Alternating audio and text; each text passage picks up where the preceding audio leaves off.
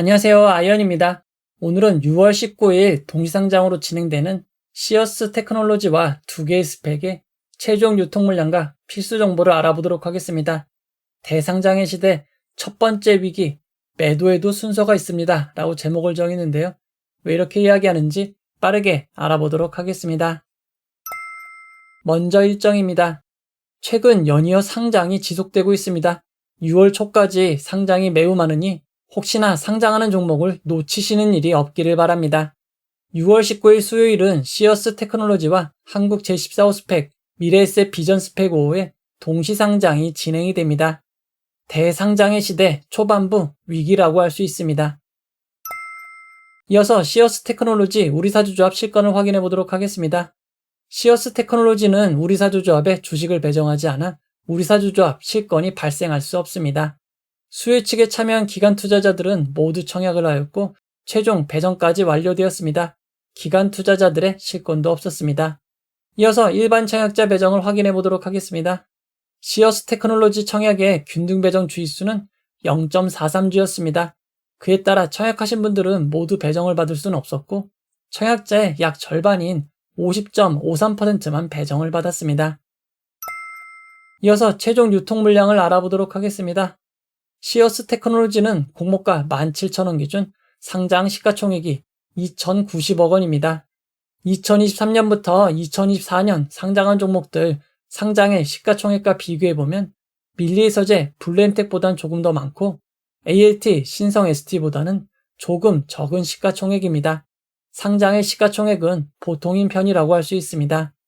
시어스 테크놀로지는 수혜 측 당시 의무보유 확약 신청이 매우 낮은 2.06%였습니다. 그나마 평균보다 높은 395%가 배정됨에 따라 최종 의무보유 확약 배정 비율은 8.15%로 높아졌습니다. 그리 많지 않은 의무보유 확약이지만 기간별로 살펴보면 장기인 6개월, 3개월에 단기보다 더 많이 배정되었습니다. 시어스 테크놀로지의 상장일 유통 가능 비율은 28.58%이고 시가총액을 반영한 상장일 최종 유통 가능 금액은 597억 원입니다. 이어서 주체별 유통 물량을 알아보도록 하겠습니다. 시어스 테크놀로지의 상장일 최종 주체별 유통 물량 비율을 살펴보면 기존 주주가 65.26%, 일반 청약자가 9.25%, 국내 기관이 21.83%, 해외 기관이 3.66%입니다. 상장일 매각 가능한 해외 기관 비율이 3.66%로 아주 많은 편은 아니지만 상장일 매각 가능한 기존 주주 비율이 65.26%로 상당히 많은 수준입니다. 규모도 작지 않기에 금액으로도 약 390억 수준입니다. 조금 부담스러운 상황입니다. 상장일 매각 가능한 주주들을 살펴보면 12개의 벤처금융과 기타 주주 50명으로 구성되어 있습니다. 상장일 매각 가능한 주주를 그래프로 살펴보면 베스트 투자조합 시리즈가 24.7%, 라이프코어 티그리스가 11%입니다. 소액주주 지분이 기관 투자자보다는 조금 더 많은 상황입니다. 시어스 테크놀로지의 소액주주 숫자를 확인해보면 상장일 매각 가능한 기타 주주는 소액주주인 것을 확인할 수 있습니다. 기존 주주들의 취득단가를 추정해보면 2020년에는 8,765원, 2021년에서 2022년에는 공모가와 큰 차이가 나지 않는 15,090원입니다. 2020년 이전에 취득한 주주들은 취득단가가 상당히 낮은 상황입니다. 시어스 테크놀로지는 비상장 플랫폼에서 거래가 가능합니다. 증권 플러스 비상장의 경우 현재 32,200원의 주가를 기록하고 있습니다. 다만 거래량은 많지 않습니다. 또 다른 비상장 거래 플랫폼인 서울거래 비상장에는 체결 내역이 없습니다. 시어스 테크놀로지는 임직원분들에게 부여한 주식 매수 선택권, 스톡옵션이 있습니다. 공모가보다 낮은 1,750원, 6,000원, 만원에 행사할 수 있고 의무 보유 없이 바로 행사 가능한 수량이 42만 4천 주가 있습니다. 상장일 바로 스톡옵션을 행사할 수 있는 점 주의하시기 바랍니다.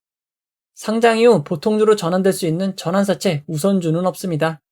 시어스 테크놀로지의 상장일 유통 물량을 2023년부터 2024년 상장한 종목 유통 물량과 비교해보면 키로셀, 파로스 아이바이오보다 조금 더 많고 블루엠텍, 제일 MNS보다는 적은 상장일 유통 물량입니다. 2023년 6월 말 이후 상장 종목 유통 물량과 비교해보면 해당 기간 평균 상장일 유통금액이 388억 원인 것을 감안할 때 조금 많은 편이라고 할 수 있습니다. 이어서 상장일 주가 범위를 알아보도록 하겠습니다. 시어스 테크놀로지는 상장일 공모가 17,000원이 기준 가격이 되고 상한가 400%는 68,000원, 하한가 60%는 1,200원입니다. 청약하신 분들을 위해 최상의 결과 있기를 바라도록 하겠습니다. 이제 결론을 내려보도록 하겠습니다. 최근 진행된 청약이 많아 증권사를 기억하시기 어렵습니다. 시어스 테크놀로지는 한국투자증권, 미래에셋 비전 5호 스펙은 미래에셋증권, 한국 제14호 스펙은 한국투자증권으로 진행이 되었습니다. 청약을 진행한 증권사인 한국투자증권과 미래에셋증권은 대형 증권사라 큰 무리가 없을 것으로 보입니다. 이어서 동시상장으로 진행되는 스펙들에 대해서 간단히 알아보도록 하겠습니다. 미래에셋 비전 스펙 5호는 의무보유 확약이 없었습니다. 따라서 상장일 공모주주들은 모두 매각이 가능합니다. 상장일 매각 가능한 규모는 95억 원으로 평균보다 조금 큰 편입니다. 이어서 한국 제14호 스펙입니다. 한국 제14호 스펙도 기관 투자자들의 의무보유 확약은 없었습니다. 따라서 상장일 모든 공모주주가 매각이 가능합니다. 상장일 매각 가능한 규모는 80억입니다. 평균 정도인 규모라고 할 수 있습니다. 이전 상장한 스펙들의 결과를 보면 이전에는 규모가 작을수록 고점을 기록하는 경우가 많았습니다. 하지만 최근에는 단독 상장이면 규모와 관계없이 좀 더 좋은 결과를 기록하고 있는 상황입니다. 세 종목 모두 경쟁률이 매우 높았습니다. 시어스 테크놀로지 비례 청약하신 분들은 22.64%는 상승한 2848원은 되어야 이익이 발생합니다. 미래에셋 비전 스펙 5호는 11.61% 상승한 2232원, 한국 제14호 스펙은 10.46% 상승한 2209원입니다. 각기 종목만 보면 단독 상장으로 진행되었을 경우 나쁘지 않은 성적을 기록했을 가능성이 높습니다. 하지만 세 종목이나 동시상장으로 진행되는 것이 제일 큰 변수입니다. 상장일 수급의 주체인 개인 투자자들의 매수가 분산될 수밖에 없기 때문입니다. 이전 결과를 참고해 보도록 하겠습니다. 작년 12월 22일에도 일반 종목인 DS 단석과 IBK 제23호 스펙, 하나 30호 스펙 두 종목의 스펙이 동시상장한 적이 있었습니다.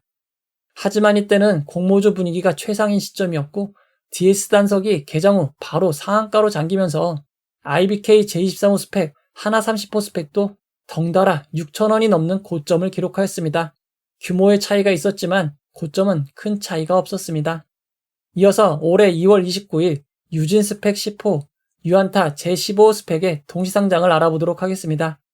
두 종목의 상장일 차트를 살펴보면 비슷한 시기에 저점을 기록하고 같은 시기에 고점을 기록하였습니다.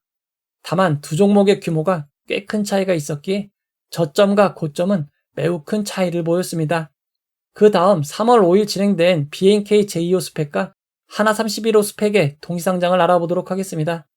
BNK 제2호 스펙이 하나 31호 스펙보다 규모가 조금 적은 편이었습니다. 그에 따라 시초가는 조금 높게 시작을 하였지만 고점 기준으로는 규모가 더 큰 하나 31호 스펙이 더 높았습니다. 그리고 상장 이후 두 종목은 매우 동일한 주가 흐름을 보여줬습니다.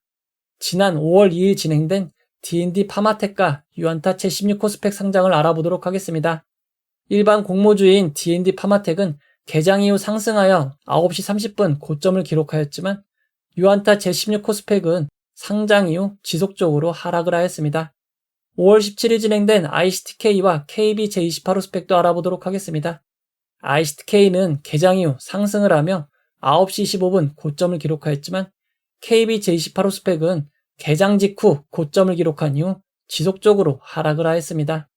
예상할 수 없는 상장일입니다. 그럼에도 지금까지 상황을 볼 때 일반 공모주 종목은 비례 청약 이상을 모두 지켜주었습니다.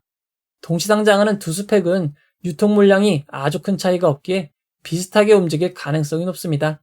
세 종목을 모두 청약하시고 배정받으신 분들이라면 지금까지 사례를 볼 때 스펙을 먼저 초반 매도하고 일반 공모주 종목의 매도 타이밍을 잡는 것이 좋을 듯합니다. 물론 스펙과 일반 공모주 종목의 시초 상황에 따라 변수가 매우 많습니다. 그때그때 상황에 따라 필요한 조언을 드리고 있으니 라이브 방송을 꼭 함께 해주시면 도움이 될 것 같습니다. 참고로 시어스 테크놀로지에는 6개월 환매 청구권이 있습니다. 혹시나 초반 주가가 공모가를 하회하더라도 환매 청구권이 있는 것을 반드시 기억하시기 바랍니다. 7월 초까지 이어지는 대상장의 시대 아직 초반부입니다. 첫 번째 위기를 잘 넘겨서 모두에게 좋은 결과가 이어지기를 바라도록 하겠습니다. 바뀐 상한가 한가 범위 그리고 동시상장으로 인해 예측하기 어려운 일들이 발생합니다.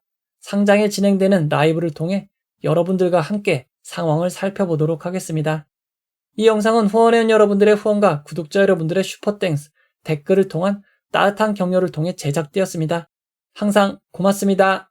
이 영상은 투자 권유가 아니며 투자는 오롯이 투자자의 판단으로 이루어져야 합니다. 긴 영상 봐주셔서 고맙습니다.